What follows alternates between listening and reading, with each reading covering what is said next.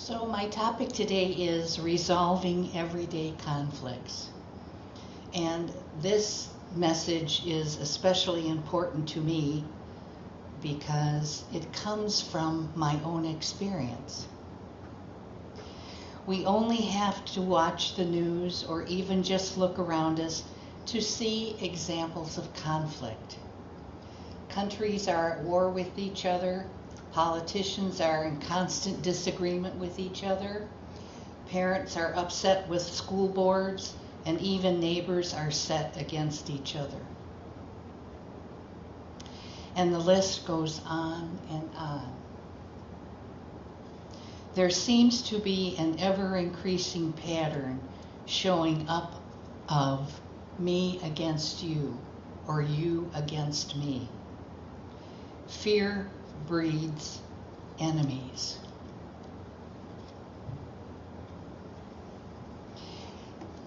Many years ago, I met a man named Danon Perry, and I met him at a ministers' conference, a regional ministers' conference. And what interested me about Mr. Perry was he was an international conflict resolution consultant. And I was impressed by that because I was just starting to learn about conflict resolution, but I never thought about working on an international level. I thought that was very intriguing. And his work was traveling around the world. He worked with corporations, he worked with governments, he worked with all kinds of industry. He worked with industry leaders. But the thing that is really interesting is he worked with ordinary people to bring peace and understanding to the planet. And one example he shared at a conference was that he invited a group of ordinary people from countries who had been at war with each other. And he invited them to come for 2 weeks to a neutral location, just so that they would be neutral to begin with. And they also had a project that they worked on. So by day, groups of people would be disarming landmines. And then at night, they would have dinner. And then they would meet to have open discussions on whatever they wanted to talk about.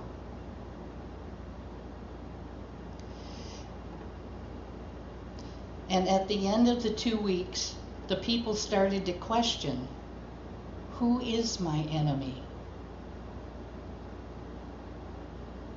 I don't hate you. You're just like me. I don't understand why we were warring against each other. I don't have any animosity toward you. You're my friend now.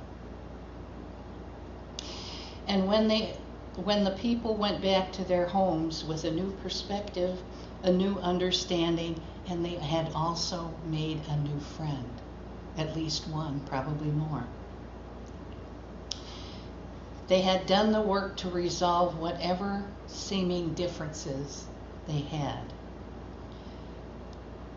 And the thing that's most interesting was they were not the ones that created the differences. They were ones that were asked to participate in creating and keeping this going. But it was somebody else that set that in motion. And they got caught up in that consciousness. But once they went into this meeting with others in a neutral place, all of that dissolved. At the beginning of the year, I found myself in the hospital.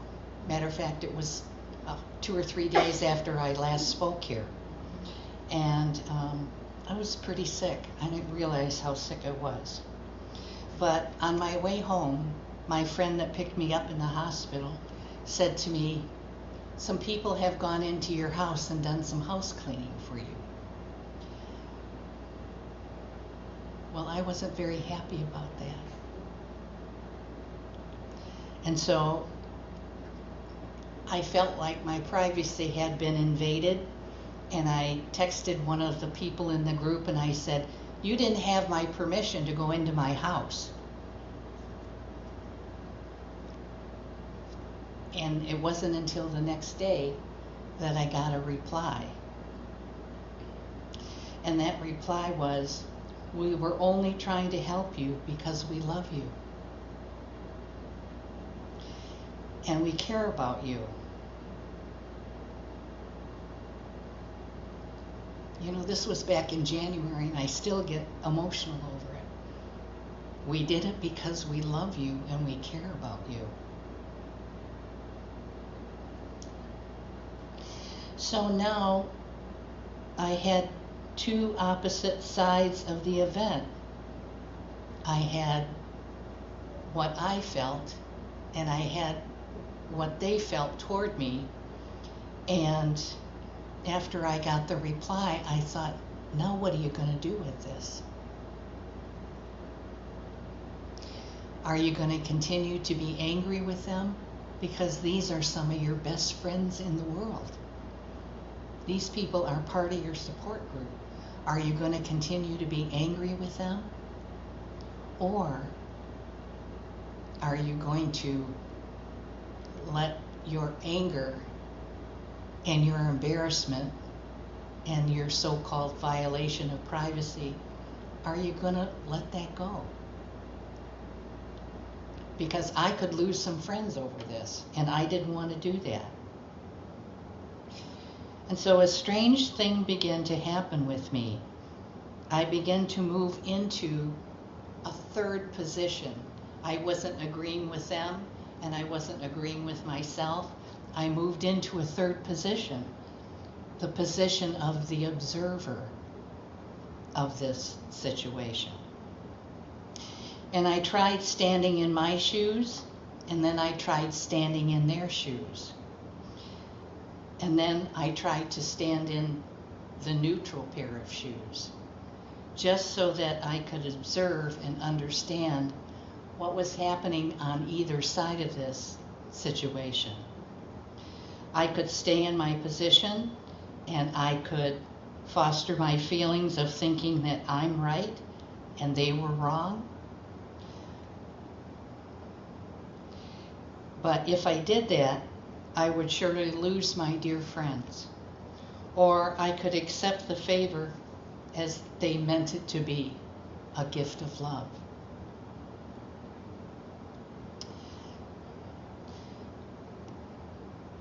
And also, could I be grateful for that? And could I accept their love as my friends? I had to admit I was having a difficult time with this. I was also having a difficult time with letting myself be loved by my friends. And I thought, wow, you really have some work to do here. You really have some work to do here. In his book, The Magic of Conflict, author Thomas Crum explains the principles of Aikido, which is a martial art form. And Mr. Crum, excuse me just a minute.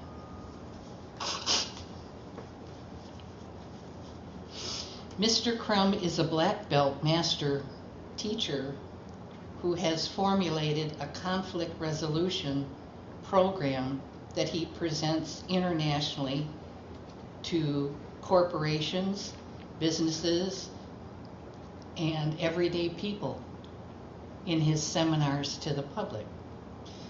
The key principle is how one redirects the energy that is coming our way. Aikido is not the same kind of martial art that some of the others are. Aikido is a way to redirect the energy. And Mr. Crum was a longtime friend of singer-songwriter John Denver. They were friends and business partners. And Mr. Crum used to travel around all over the globe with John, kind of like his security person, using the Aikido principles. And so also, Mr. Crum was the first CEO of John Denver's foundation, WinStar. And from all his experience, Mr. Crum developed his program called A Key. And he shared this program around the world, trying to teach people how to overcome their differences, resolve conflict, and experience a win-win outcome. Everyone benefits in the resolution process. So the question is, do we have to create conflict? Conflict is the result of fear. Conflict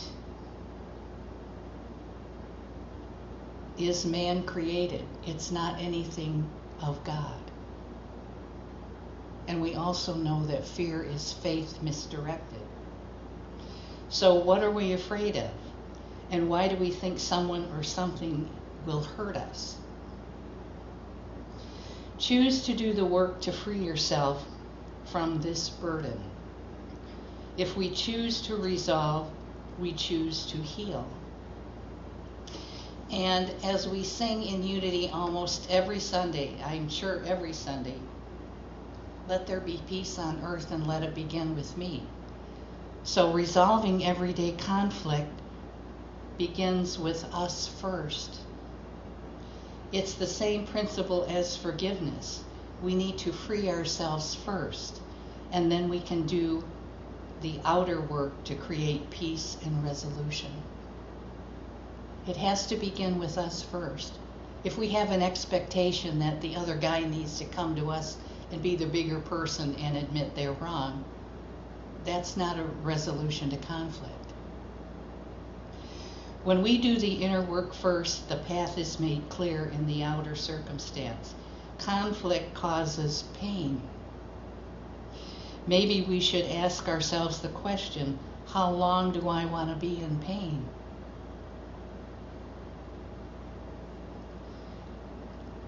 Resolution means freedom for us, and if there are other parties involved, would we rather be right, or would we rather be happy? Would we rather be right, or would we rather be peaceful? Would we rather be right, or would we rather live in love? Do the work to resolve. It may not be easy. This wasn't easy for me, and it doesn't seem like a big deal. But I'm an emotional person, and for me to step through that emotional state and come to a realization, that was a big deal. So if we do the work to resolve, and it may not be easy, but I'll tell you, it's well worth the effort. But we have to be willing to do the work. Nobody can make us. We have to be willing to do the work ourselves. And I'm telling you, every minute that you do the work is worth the effort. Whether it's painful to get to the end result or not, it's worth the effort. Take my word for it. Thank you for being here this morning. God bless you, and thank you very much.